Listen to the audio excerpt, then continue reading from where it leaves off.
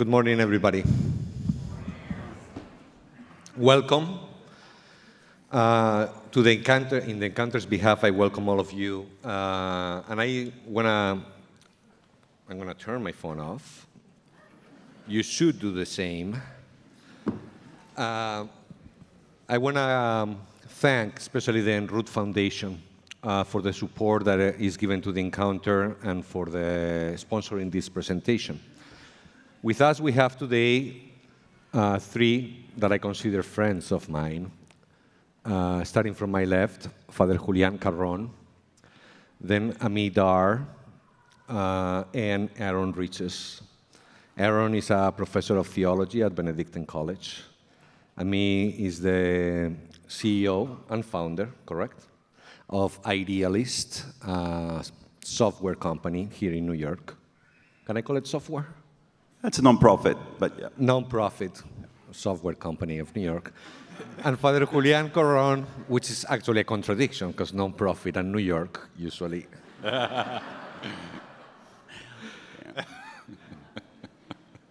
And then Father Julián Carrón, who comes to visit us often, and he comes from Italy. He is the president of Communion and Liberation, the Fraternity of Communion and Liberation.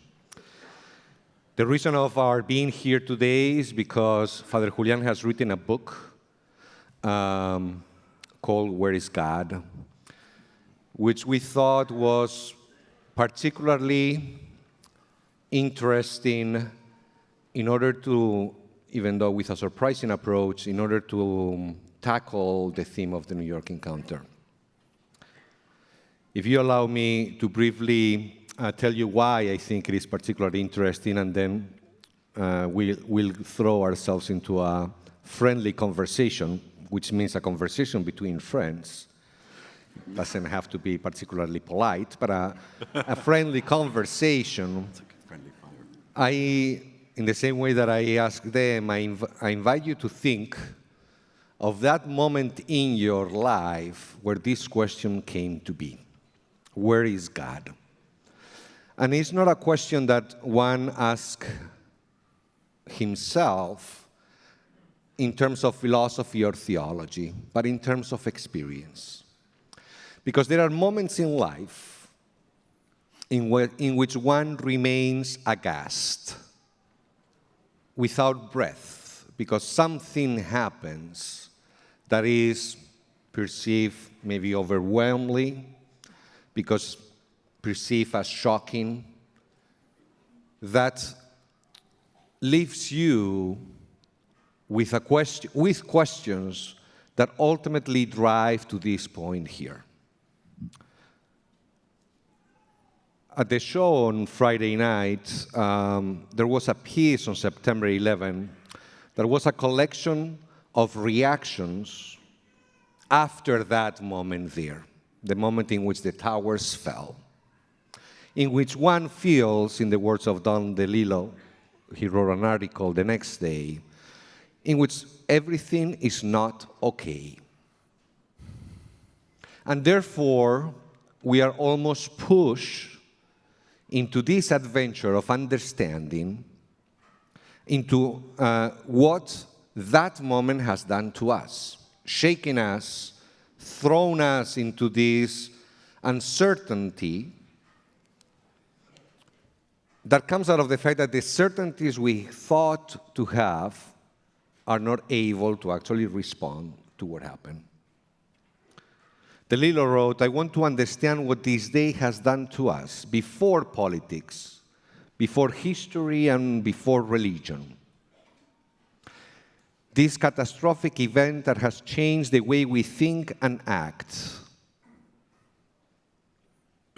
This moment that often fills us with fear, and he continued, this time that we are trying to name the future, not in our normal, hopeful way, but guided by dread. Don DeLillo was writing. What Father Julián proposes with this book is a journey from being aghast to being agape. The possibility from journeying from this point of uncertainty, not to a certainty that we've invented, but to the possibility to remain in awe, in wonder, he writes in the book often. What Father Julián proposes in the book is this journey, not another certainty.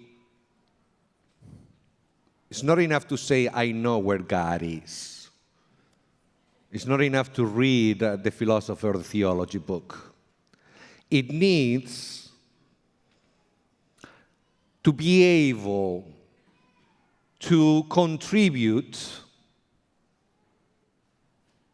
to that particular moment that, if you took the time to think about, happened in your life.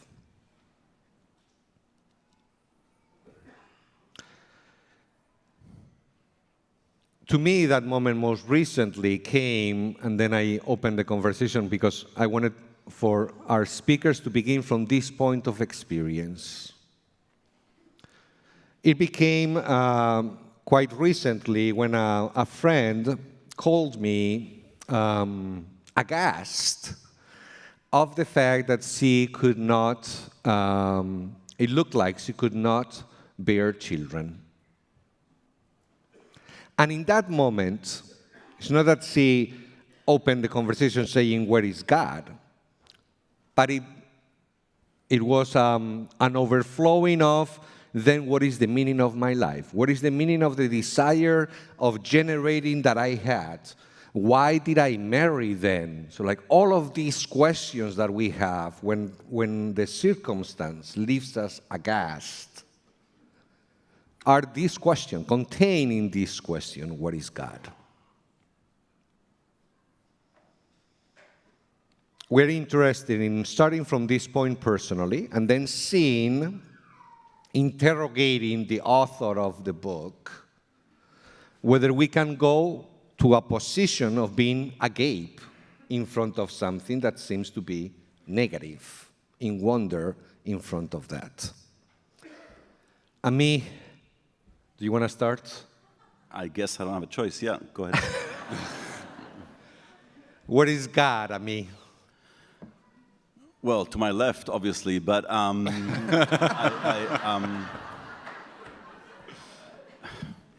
think that you know, when you pose that question, it made me think that I don't usually, when I see those three words, you know, where is God, I don't usually put a question mark at the end. I think I usually put an exclamation mark at the end. That there is God. In other words, I don't really expect God to intervene in my daily life.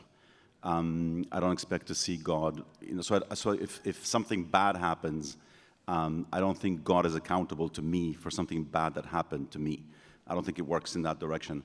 And so I think it's more the wonder of seeing certain things.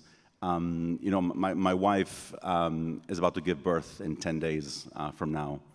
And yeah, she's there somewhere. Well, you should clap for her. I was very little involvement, but she's about to give birth, and having gone through this process and just watching this evolve in the last few months, beginning to see that baby kicking and moving, to me, it's there is God and not where is God. God is there. God is that. So I'm not sure it's a good answer, but it's not really, I don't really ask that. I see it and I wonder at it. I live agape, I guess. And when do you feel yourself aghast? At what people do. That example you gave of September 11th, the decision of 19 people to get up in the morning and, you know, hijack airplanes and do that, that leaves me aghast. But it's them exercising their freedom to do that, unfortunately in that way. But I don't blame God for that. That is their decision, and that leaves me aghast at what people are able to do with their God-given talents. Before we move to Aaron, should we get rid of freedom and as a possibility to get rid of those moments of being aghast? Well, I don't think we can choose, right? We can't choose to get rid of certain actions that people will take. It's the whole package, and I don't think it's worth it. I think freedom is what makes us human, and I would not give that up. It would be too much to give up.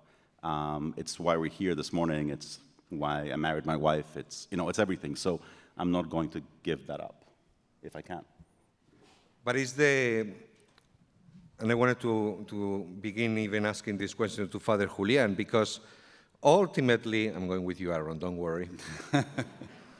Ultimately, this question of freedom, because you are saying, so like there are moments in our life in which we remain aghast because of the freedom of other people. If we could actually, and much of our political and social conversation is all about this, in the sense of like trying to limit the damage that we can do to one another. It looks to me that, Father Julián, you have an interest in freedom, or you don't see, and this is part of what I see in your book, you don't see this the direction to move forward. That you see in freedom in itself, in as much as it has all of these risks, something that is profoundly valuable. Mm-hmm. What is freedom then? So like, and why is it so important to you that it's worth not taking the route of limiting each other's freedom? To come back to the first question, what is God? Well, I can, to answer to this question implies that I can see in some way, in some place, in some face, I don't know. And I would start with an example. If we change God for something as invisible as God, like love,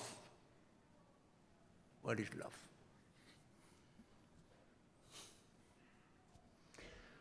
Can we identify what is love? We can identify that love is real, not only some kind of invention or creation of ourselves. When we can identify somebody in which love is happening. And we can see, it's easy, very easy to identify when or where life is happening. When somebody is in love and goes to the office and people see that this person is changed, and the change can be visible, touchable. We usually ask, did you fall in love? Is a creation of ourselves, or is an event in ourselves?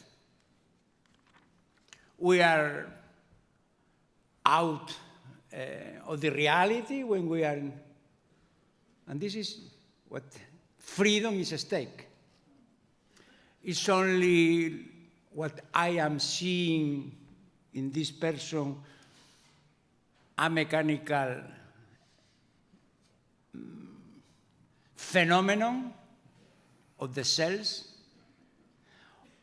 something chemical, reduced to chemical, or I can be sure that this person is loved. What is the difference between a mechanism or a phenomenon in which somebody is entered in life so powerfully and changed visibly my life? Because the question is not God or Son or love. The problem is if there is something that is invisible, and in a moment we can see with our eyes, not with our imagination, not as a result of a logical syllogism. So there might be, but something that is happening, and we are pushing to decide if there is something else, or there is love, or there is only a mechanism determined by the biology of the psychology or the background, the cultural background. The problem is at this level, because many times when people ask me about God, I ask you don't go this night to the bed without asking you, but are you sure that your mother loves you? Afterward, we can speak about the Trinity, about if God has become man or other. But the question is, can you be sure that you are being loved? That you have experienced in the relationship with your mother or in the relationship with your beloved person, that you are receiving love and giving love to others as an answer?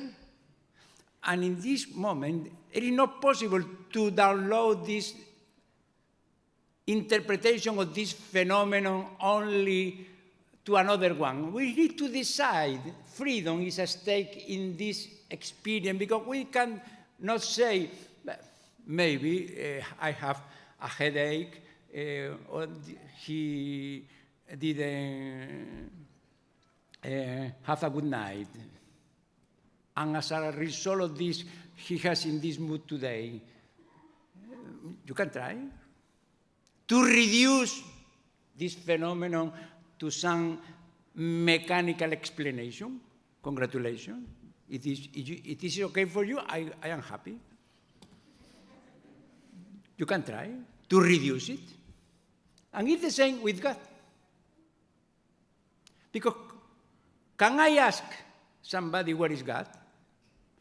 Can I ask somebody what is love? It is the same level of the question. Because God is as invisible as God, as love.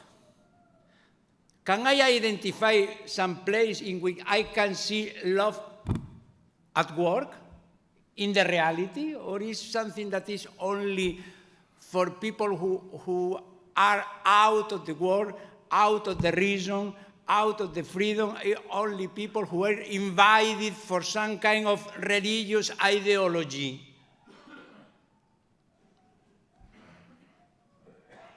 This is our question. Because it's not only about God, it's about love, it's about freedom, it's about justice, it's about everything that is untouchable, but with which we are dealing in the daily life. Every moment we have deciding about this kind of issues. Every moment, without taking into account ourselves, but we are dealing with us. And for this reason, when somebody who lived in Palestine 20 centuries ago, they identify in somebody something, some kind of newness, that when they saw him at work, in the way he looked at people with a newness that it was so different at the common mentality, so contrary to the common mentality, that it was a scandal for them. But who is he? Who he is? We have never been seen something like that. And when they started to see this, they thought, God is coming to us. Why God? There are visionary people. There are only people who have some kind of mental illness, some kind of fragility, mental fragility.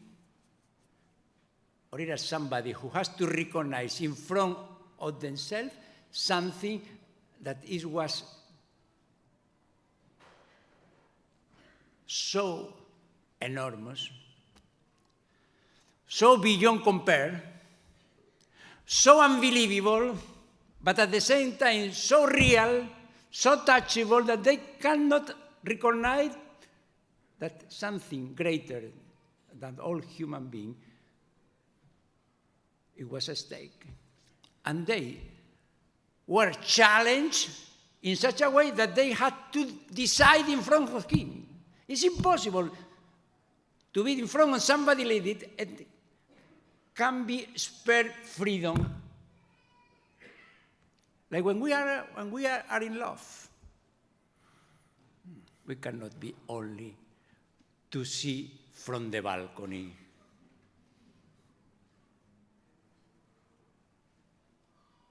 Like a visionary people.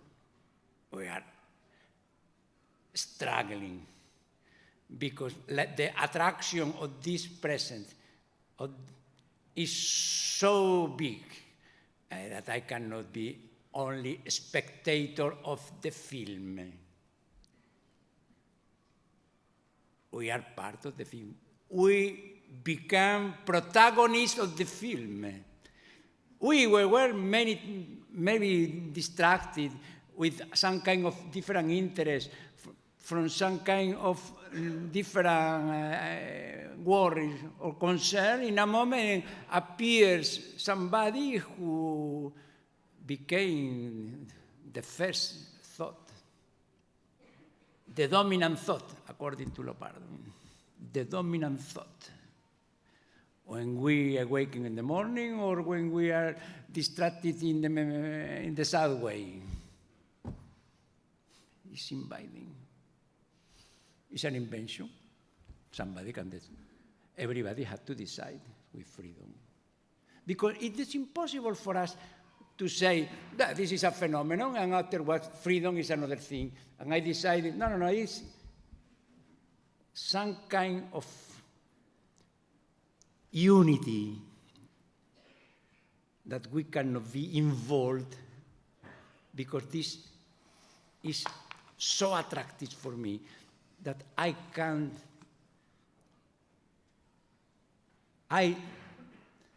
am taken away from the comfort zone that you were saying before.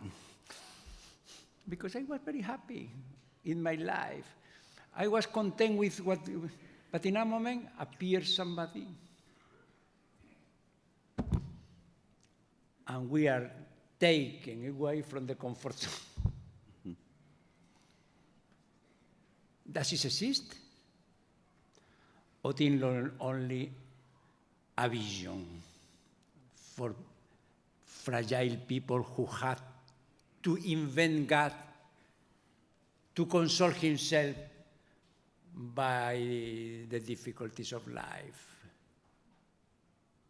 Something like that? Everybody has to answer. This is a journey.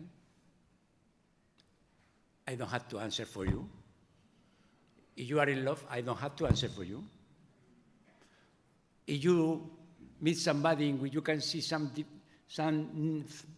newness, I don't have to answer for you. I don't want to convince anybody. Anybody is challenged by this event. I had to decide. And this is the fight that Jesus has introduced in history. If somebody has seen him at work, life is struggling. And we can decide. Is it visionary? Is it a creativity? Or is it a fact? Aaron, you have to follow that up.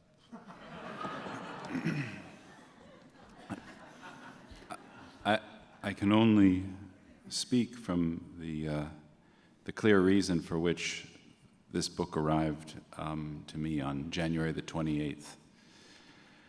It was the same day that we learned that our parish priest had killed himself. And that line from the September 11th section of the girl from Hong Kong, waking comes and the flood of what can't be undone. And for me, personally, this overwhelming question that couldn't be undone, especially to look at my children, who ever since we arrived from Spain almost 2 years ago, we attended this church with this priest. And my son served Mass with him. And you kind of can't help but feel this terror at the thought that the first funeral that your children will go to will be the funeral of their priest who they loved, who had taken his own life. What the book provoked me to do is the hard work of adhering to that reality as a way of testing my faith and to find where is God in this situation. I'll give you just one concrete, maybe two concrete things. The first thing is my experience was I wanted to flee. I wanted to go exactly in the opposite direction. I don't want this to happen. I don't want this to mark my children's history in what it is to be Catholic. Also, the flood of then doubting who this priest was, right? You couldn't help but the first 48 hours are filled with, he must have been somebody that I didn't think he was. And rage at the fact that why that church? Why couldn't we have just started going to a different church? If only I could change the circumstances. But, as Father Julián says in his book, an event is something that's completely undetermined, but then once it happens, it's done. It's there, it's written in history. It's the factor of reality now. I didn't want my children to know what had happened. That was the first experience I had in my own heart. But my wife is wiser and smarter than I am, and she, of course, told them the whole story. I mean, not all the gruesome details, but she told them what had happened. And therefore, as a family, we were able to go to the holy hour that very night, to the visitation, to the funeral, and to the internment. The thing my wife said to me 48 hours later seems to me to be absolutely clear. After kind of 48 hours of just anxiety, she said to me, Aaron, I realize now that when Mr. Evans called and told us that Father Harkins had killed himself, that was itself an act of charity, that he thought of the people that he loved in the parish, and he picked up the phone and called us. So even the most horrible news, I can't deny that it came with an act of love writ within it. So many other things that came from this overwhelming darkness of experience, which of course we're not finished living through. But just to point two more things. The students from Benedictine College that went to this church, they waited at the graveside after everybody left, after the priest's family left, after all of us went to the lunch. And when the gravediggers came, these students said, please give us the shovels because we would like to bury our priest, which seems to me a gesture of adhering to reality to the very end. But if I'm asked how the question, where is God, struck me in such an overwhelming way with that, aghast. I can't equalize this. I want out. You know, it's the day that I learned this message that this priest had died and how. But the clearest evidence that I have of there is God happened also at the graveside. My daughter, who's 9 years old, she wanted to meet Father Harkin's parents. And so right beside the casket, I walked up with her, and she was crying. She was crying, but then she started crying inconsolably when I said, Edith, this is Father Harkin's mother and father. It was like she kind of got even more everything of the tragedy of the situation. And she started crying unconsolably. And Father Harkin's own father stood up, and he bent over her, and he wiped her tears, and he said, Sweetie, it will be okay. I promise you, it will be okay. And either that it will be okay means nothing and is just a piece of sentimental emptiness, or it's like the end of the Four Quartets by T.S. Eliot. All shall be well, and all manner of things shall be well, when the tongues of flame are unfolded into the crown knot of fire, and the fire and the rose are one. That is a judgment about the nature of reality that bursts forth from a certainty that this man had seen. And because of that, it gave me a whole new gratitude for the whole experience. You know, Aaron, before I asked Father Julián to follow up, you're a man of faith, you're a professor of theology, but this event is a slap in your face. You're talking about the contribution contribution that you've received from the book is to adhere to reality to the very end. No, you said. And you exemplify with your daughter saying she wants to go to the very end, no? Let's go and meet the Father. So the challenge, like to the question of what is God and the challenge, this slap that you receive there, and then this uncertainty and you're talking about, no? And you at the beginning mentioned the fact that receiving the book at the same time that this happened. Mm-hmm.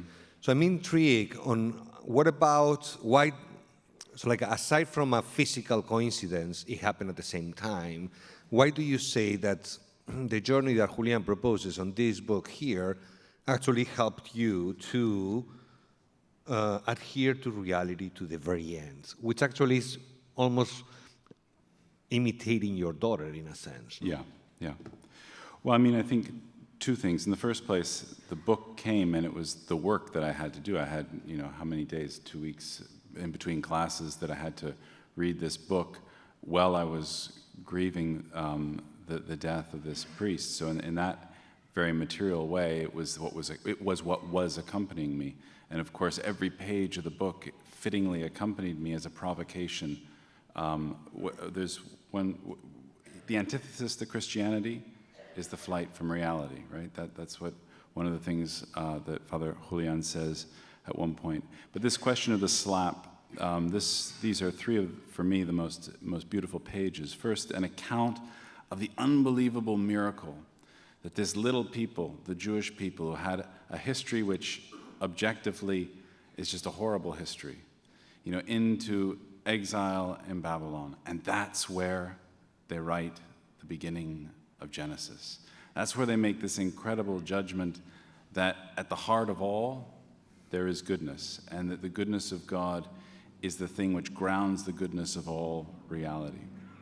And then, as a way of explaining this, Father Julián says, remembers an event with a kid who comes after an accident and says, I don't believe that there could be a God because there's been this car accident. And Father Julián says to the kid, okay, you get slapped in the face by a stranger in the street, what do you do? And the kid says, I slap the guy back even harder. Fine. You get slapped by your mother when you get home, what do you do? He says, I ask her, why?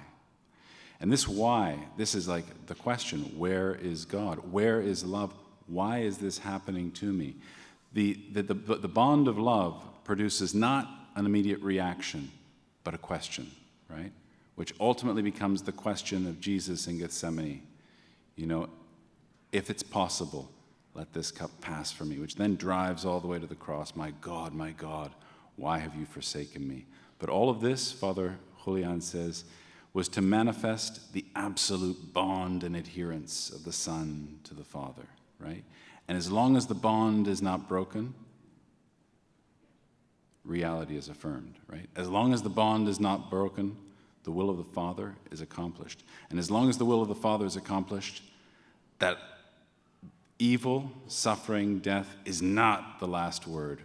Rather, to the contrary, love is the last word. And that was the key part in the book that just made me say, well, if my own God, Jesus, could say, my God, why have you forsaken me, and go to this length, then we will too.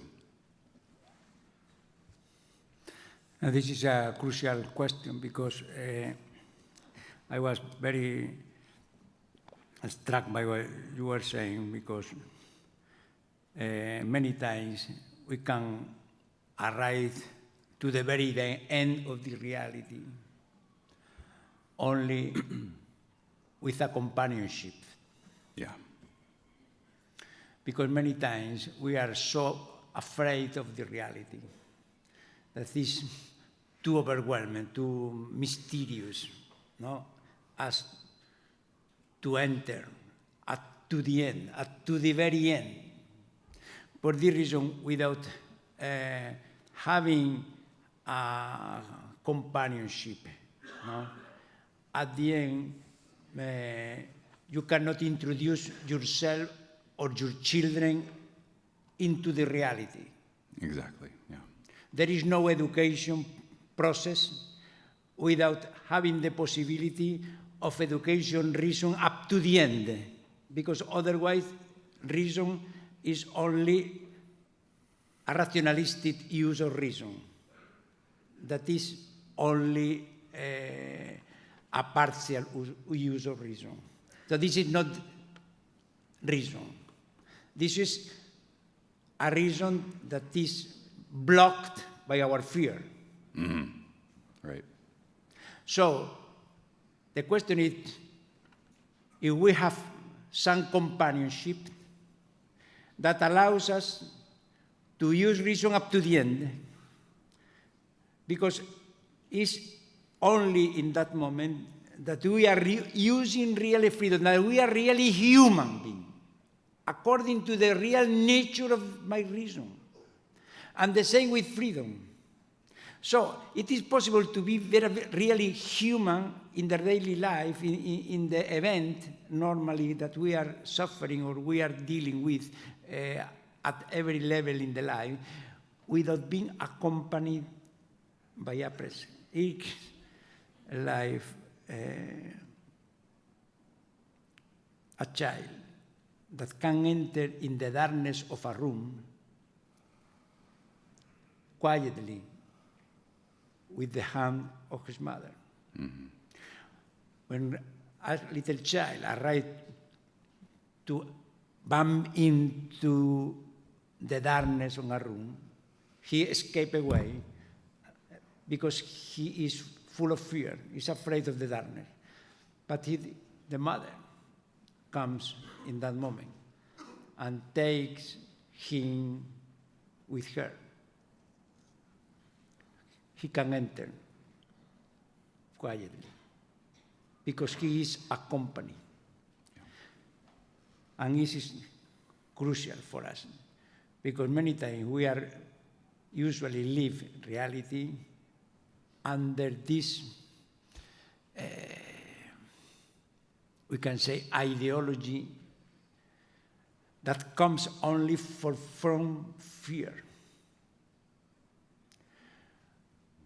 For this reason, only if we are so open, so affected of somebody else, that we can see our reason abroad, according to his real dimension of reason. And this is the relationship between freedom and reason and affection. Because we have this, only because I am in love that I can overcome the limit of my reason. And if I am not able to subdue reason to the experience of being loved, in a moment I block my reason because I cannot understand that somebody loves me with this gratuity. And I started to think about my logic according to my logic and not thinking, following my experience. So without experience, we are always blocked to the common mentality, according to the normal pattern of living. But there is something, thanks God, that happens in life. This is an event that is the real knowledge, the real opportunity of knowledge something according to the real nature of this that we are trying to know. And in this case, we can recognize that only in this way of using reason, freedom, affection, we can really generate people that cannot be dominated by fear. Because all the consequences of this fear is the walls, the discussion, the fight, because people are so feared that the first reaction at you with your children is to take them away from something that is unpleasant, as the death. Mm-hmm. But you can help your children to be introduced to the reality only because you have gained this possibility of enter yourself in the reality. Mm-hmm. And in that moment, you became companion to your children. As the father, as the teacher, as the priest, or whatever. Without having this experience, this personal experience, is useless. We can say the common mentality, the general pattern. But as many times, general pattern is determined only by the measure that we can able to do or to enter in. At the end, education is really failed because education is introduce somebody to the total reality.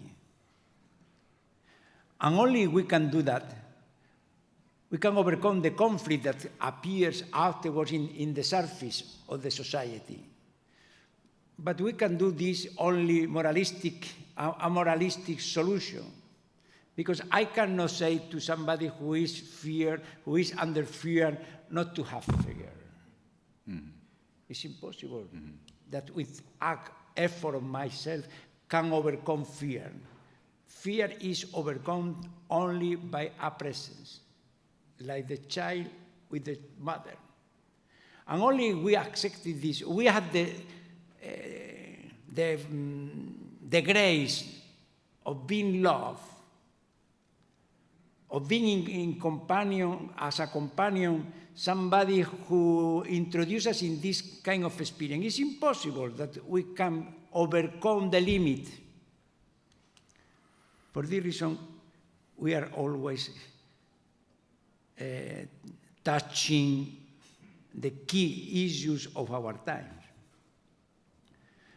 Because many times we are distracted with the phenomena that are more successful in the TV or the dominant part of our conversation.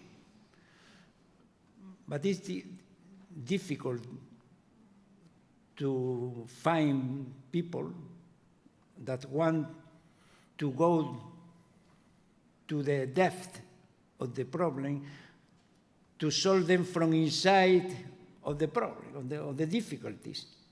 And for this reason, the only thing that we usually do is to escape from the difficulties. No? You had the first reaction about the issue was to take away your children from the difficulties. This is the general reaction. And we have trouble in our job. We have to change the world. If we are trouble with our wife, we have to change wife.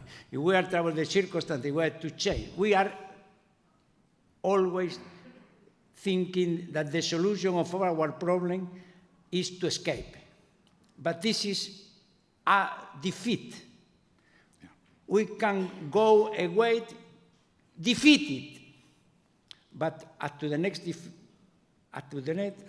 because it's a network of defeat.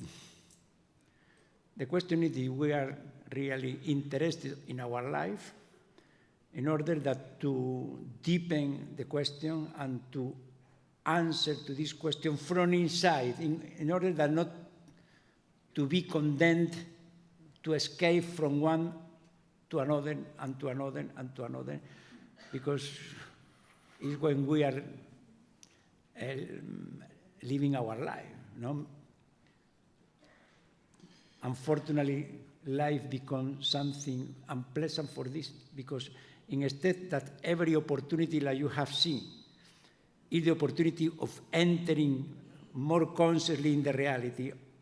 Many times these challenges are the occasion to see our defeat instead of seeing the victory in the reality, not in my room. Mm-hmm. In the reality, in the circumstances, in the job, in the marriage, in the friendship, in the relationship with the other, in the society, in the politics. Otherwise, there is no possibility of hope, reasonably hope, but with something that depends on something, I don't know, somebody to the power, the power man who can resolve the question that we are not able to resolve. This man usually makes more dangers, more difficulties than he can solve, because it's not this the question. Mm-hmm. And this is what is at stake in the society today, in this moment of uncertainty. Hold on, no. Can I just say Go ahead. One thing there? The thing is, too, I think that when we change the circumstances, the other kind of tragedy that happens, it's a defeat for the moment, but then it becomes a defeat for our whole history. In this concrete circumstance with this priest, we had for a year and a half a certainty about who he was, right? And then this thing happened that we couldn't understand. And the visceral reaction of the parent is to run away, protect your children. But if you go all the way, you start to find that, or at least in my experience in this particular event, is that the further I went into the reality, the more it verified the certainty I had before. He was a holy man. He was a great priest.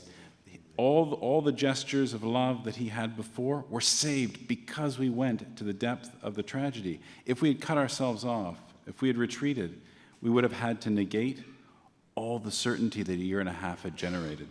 And so that's the only way to get him back in any meaningful way, and we really did. For this reason, when we meet somebody like that, who is he? Who is this person? What is the origin? It's the same question that comes out in front of Jesus, but now in front of somebody who doesn't escape from the reality. Yeah. What is the reason? Who you are? I mean, you are the agnostic one of the group. Don't know. Yeah, maybe. But you keep you're not ideological agnostic, if you want, or atheist or anything, and you keep very strange company. And it is not keeping strange company not only in the fact that you are here, but so like you have friends, like Aaron, and I consider myself a friend of you too, who are saying this thing, that fear is only overcome by a presence. No? And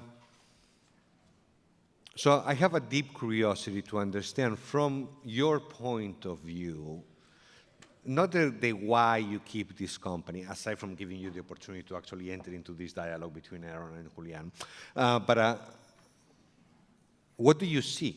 So like when you hear somebody say that fear is only overcome by a presence, he was basically saying before, both of them were saying before, love is not a concept, God is not a concept, it's a presence, no? That we cannot talk about this in intellectual terms, we can only talk about presence, about fact, about... So, and what sense of self, what sense of you do you have, no? Where can you see even in your life that fear is overcome by a presence, if in any place, no? And any other reactions that you may have, obviously. Well, first of all, Aaron has been a close friend for 15 years, and so just listening to this story is just hard to say anything beyond hugging him.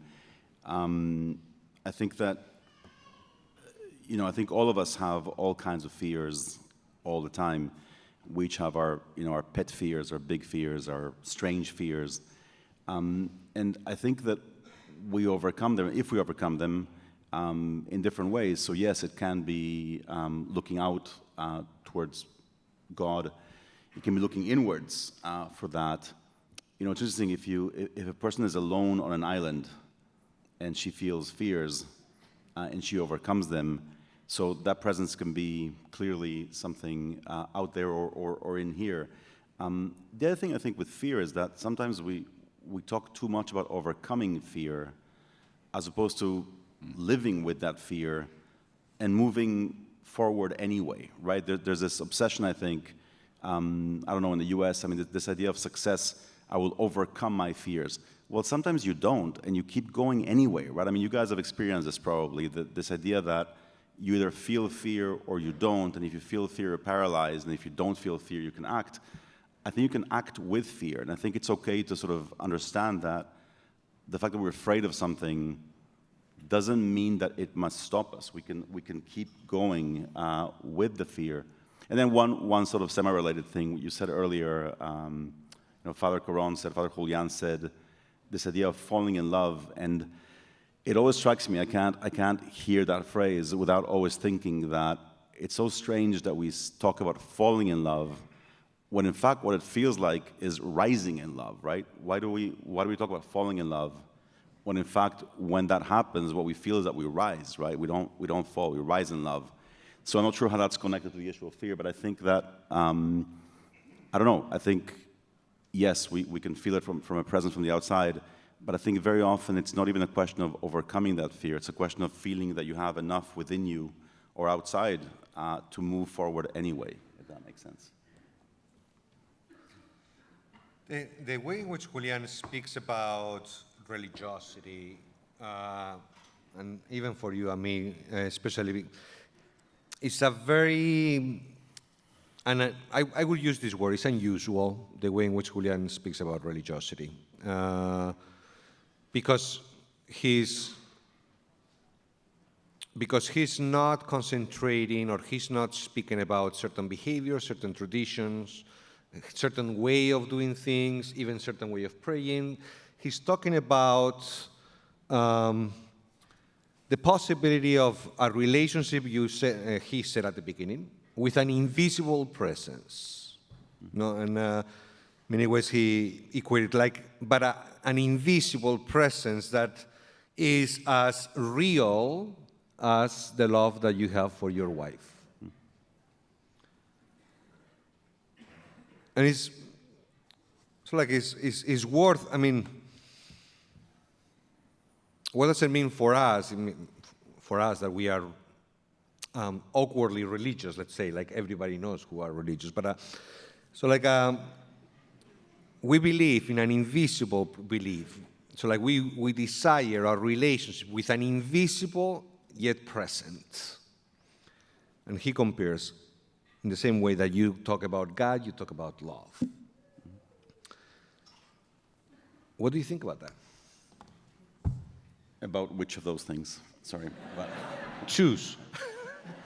About God. Well, I'll Start with love, since I mean you're yeah, agnostic. yeah. You cannot. Well, agnostic is a funny word. Anyway, the love thing. Last night we were having dinner, and I mentioned that you guys have all heard of these sort of fanatical atheists, right? People who basically they know that God doesn't exist, right? And to me, those people are strange because they're essentially religious, right? How do they know that God doesn't exist, right? They have this strange faith. They know that God doesn't exist. Like, how do you know that? And the thing that's strange to me, and that last night I made that connection when we were talking, is that it's one thing to say, you don't believe in this religion or that religion, but to say that God doesn't exist would be like someone saying, you can be married to this person or that person, but I don't believe in love. And that's just weird to me. It's like, wait a second, so maybe there are different ways of reaching the same way. There are different religions that manifest in different ways. But to say that you don't believe in any of this would be like saying that you don't believe that even though you haven't found love. Does that make more sense? Maybe, you have someone who, I haven't found love, and therefore I don't believe in love. It's like, no, you haven't found it. It doesn't mean it doesn't exist.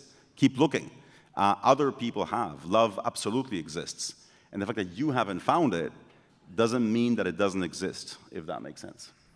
So, yeah. Thank you. I wanted to close asking Julián a question that relates to what Ami is saying and what Aaron said before. And he said it from a positive point of view. Aaron has said it from a negative point of view. Aaron just said, the fact that you haven't found love, that doesn't mean that love exists.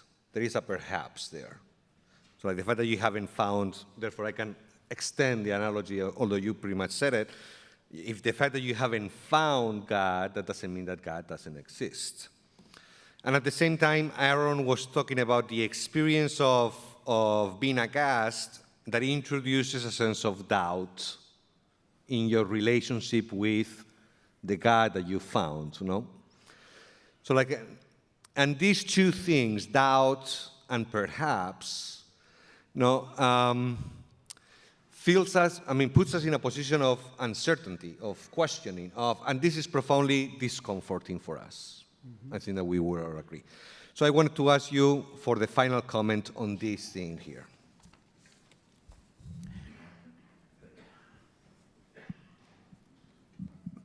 We many times think that we can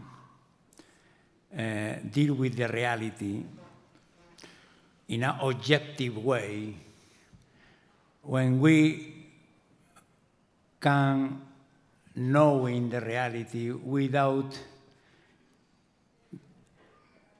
that the freedom has to be involved. This is the modern way of thinking, no? I want to arrive to a certainty that can eliminate doubt. That means can eliminate freedom, no? Because if this freedom is at stake in the knowledge, that means that can be somehow a doubt. And it's true, because when I try to explain before love, it's true. Somebody can, before the same phenomenon, can say, I have been loved. And the other